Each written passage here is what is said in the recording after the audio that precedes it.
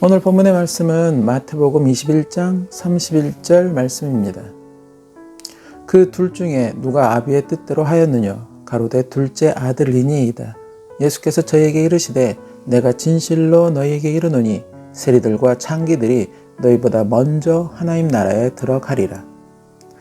오늘 본문의 말씀은 예수님이 성전에서 사람들에게 말씀을 전하며 말씀의 의미를 가르치실 때 당대 대제사장들과 백성의 장로들이 예수님께 와서 당신이 무슨 권세로 이렇게 백성들에게 말씀을 전하며 가르치느냐고 묻는 그 물음에 예수님이 비유적으로 대답하신 내용의 한 대목입니다. 우리가 교회를 나가게 되면 목사, 장로, 집사 등 각각의 직분들이 있음을 우리는 보게 되고 그 직분에 따라 또한 사역들이 구분되어 있음을 또한 보게 됩니다. 그러한 가운데 특별히 단에 서서 말씀을 전하시는 것은 목사님을 비롯하여 특별하게 그 말씀을 전하는 것이 허락된 분들만 단에 서서 말씀을 전할 수 있습니다. 즉 아무나 단에 서서 말씀을 전하거나 가르칠 수 없다는 것입니다. 예수님의 공생의 시대에도 마찬가지였습니다. 성전에서 말씀을 가르치고 전하는 것은 특별한 선택을 받은 사람들만이 행할 수 있는 권한이었습니다. 그래서 대제사장들이나 서기관들이 그러한 직분을 수행하는 사람들이었고 이들과 장로들의 허락을 받은 자만이 말씀을 전하고 가르칠 수 있었다는 것입니다. 그런데 예수님이 그들의 허락 없이 성전에서 백성들에게 말씀을 전하시고 가르치시자 이들은 예수님에게 당신이 무슨 권세를 가졌기에 또한 누구에게 그 권세를 받았기에 우리의 허락 없이 이렇게 말씀을 전하고 가르치느냐고 묻고 있었다는 것입니다. 그들의 이러한 물음에 예수님은 요한의 세례가 어디에서 왔느냐라는 반문을 하셨고 이에 대답을 못하는 이들에게 다시 하나의 비유를 통해 하나님 나라에 들어가는 자가 어떤 자인지 말씀하시고 있습니다. 왜 예수님은 이들의 질문에 뜬금없이 하나님 나라는 어떤 사람이 들어가는지 비유를 통해서 말씀을 하셨을까요? 우리는 이 성경의 말씀을 복된 소식, 곧 복음이라고 이야기합니다. 그리고 이 복음을 또한 천국 복음이라고도 이야기를 합니다. 즉 이 성경의 말씀은 우리의 영혼을 천국으로 인도하는 복된 소식이라는 것입니다. 그러기에 성전에서 말씀을 전하고 가르친다는 것은 우리의 영혼이 천국으로 가는 길을 전하고 가르치는 것을 의미하게 된다는 것입니다. 그래서 당대 성전에서 말씀을 전하고 가르쳤던 서기관들이나 대제사장들은 자신들에게는 이러한 권세가 있다고 생각하였고 이 권세를 다른 이가 침범하는 것에 대해서 상당한 경계심을 가졌었다는 것입니다.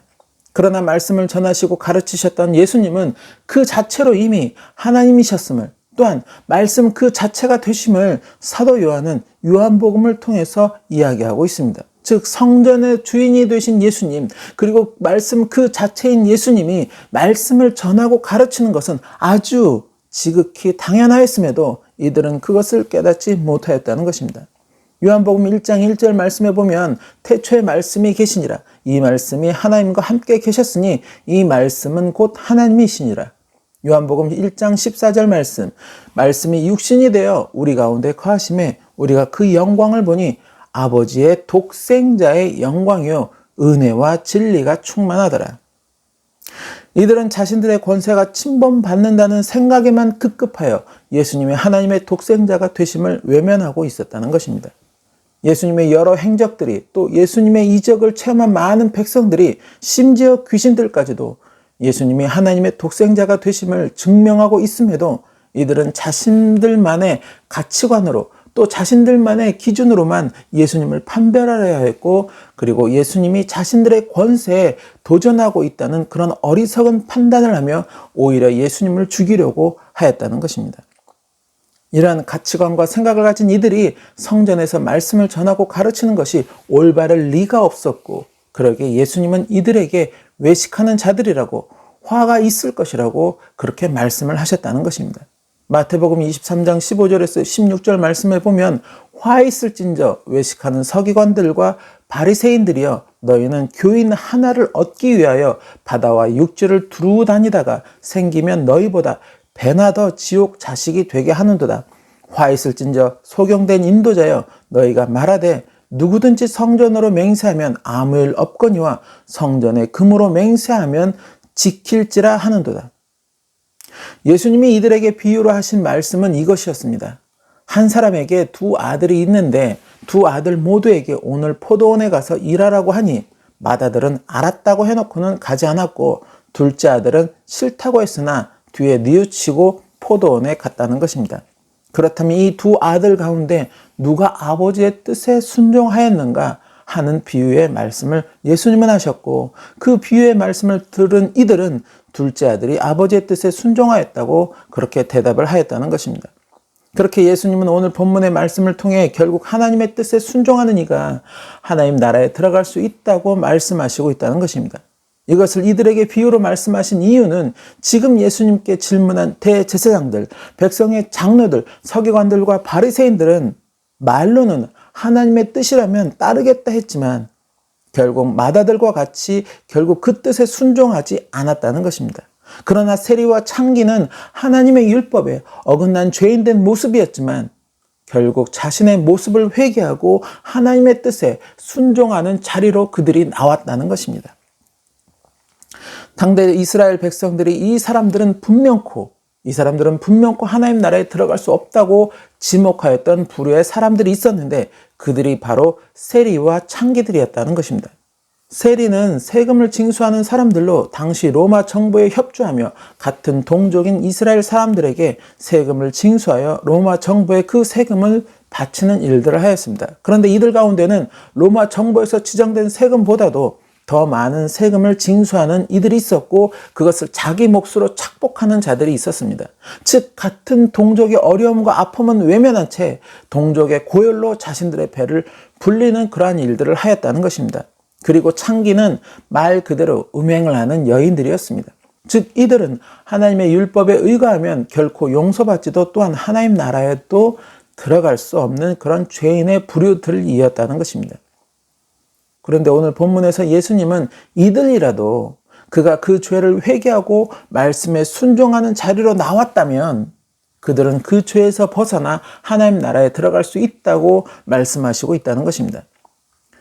또한 예수님은 어린아이들을 보며 하나님 나라가 이런 어린아이들과 같은 사람들의 것이라고 말씀하셨습니다. 그것은 곧 어린아이들과 같은 사람들이 하나님 나라에 들어갈 수 있다는 의미라는 것입니다. 마가복음 10장 13절에서 16절 말씀해 보면 사람들이 예수의 만져주심을 바라고 어린아이들을 데리고 오매 제자들이 꾸짖건을 예수께서 보시고 분이 여겨 이르시되 어린아이들의 내게 오는 것을 용납하고 금하지 말라. 하나님의 나라가 이런 자의 것이니라.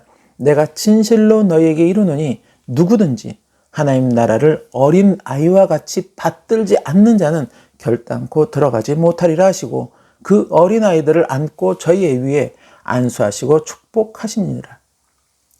예수님은 지금 이 말씀에서 누구든지 하나님의 나라를 어린아이와 같이 받들지 않는 자는 결단코 들어가지 못하리라고 말씀하셨습니다. 받들다라는 것은 받아들인다라는 의미입니다. 즉 하나님의 나라를 어린아이와 같이 받아들이지 않는 자는 결단코 그가 누구든 무슨 일을 하였든 하나님 나라에 들어갈 수 없다고 말씀하셨다는 것입니다. 어린아이와 같이 받아들이다, 이것은 곧 하나님의 나라를 어린아이의 그 순전한 마음같이 진심으로 받아들이라는 것입니다. 제가 중학교 시절 우리 집 앞에 7살, 5살 자매가 살고 있었는데 부모님들끼리 서로 친하게 지내셔서 아이들도 자주 우리 집에 와서 놀곤 했습니다. 어느 날 5살 아이와 크레파스로 그림을 그려주면서 놀다가 문득 빨간색 크레파스를 보고 이것은 검은색이야 라고 그 아이에게 농담을 하였습니다. 그런데 그 아이는 정말 그것이 검은색이라고 믿었다는 것입니다. 아직 무엇이 빨간색이고 무엇이 검은색인지 색에 대한 개념이 없었기에 내 말을 그 아이는 있는 그대로 받아들였다는 것입니다. 어린아이와 같은 믿음은 하얀 백지장에 있는 그대로를 그리고 쌓는 순전한 믿음인 것입니다. 이미 많은 것을 배우고 경험한 어른들이 성경의 말씀을 믿는다고 이야기하여도 그것을 자신들의 지식으로 또 그 가치관으로 또 그 기준으로 해석하려 하고 또한 진실 여부를 판단하려고 할 때가 많다는 것입니다. 그러나 어린아이와 같은 믿음은 성경의 말씀을 있는 그대로 받아들이고 그것이 진실이라고 믿는다는 것입니다. 바로 이러한 믿음, 성경의 말씀을 있는 그대로 믿고 그것을 진실이라고 받아들이는 그 믿음, 그 믿음을 소유하지 못하였다면 그가 누구이든 결단코 하나님 나라에 들어갈 수 없다고 예수님은 말씀하셨다는 것입니다. 예수님보다 조금 먼저 와서 예수님의 길을 예비하였던 세례 요한은 회개하라, 천국이 가까웠다고 외치며 그 말씀을 받아들이는 이들에게 물로 세례를 주었습니다. 당시 죄인의 부류로 취급받던 세리와 창기들은 세례 요한의 이 외침을 듣고 세례 요한에게 나와 자신들의 죄를 자복하고 요단강에서 세례 요한에게 세례를 받았지만 당대 말씀을 전하며 가르쳤던 이들은 오히려 세례 요한의 그러한 외침을 무시하며 받아들이지 않았다는 것입니다. 세례 요한이 전하는 외침은 바로 하나님의 뜻이었음에도 이들은 결국 하나님의 뜻에 순종하는 자리로 나오지 않았다는 것입니다. 그리고는 결국 자신들의 권세가 침범을 받을까 하여 하나님의 독생자이신 예수 그리스도를 향한 거짓 증거들을 세우고 십자가에 못 박게 하도록 앞장을 섰다는 것입니다.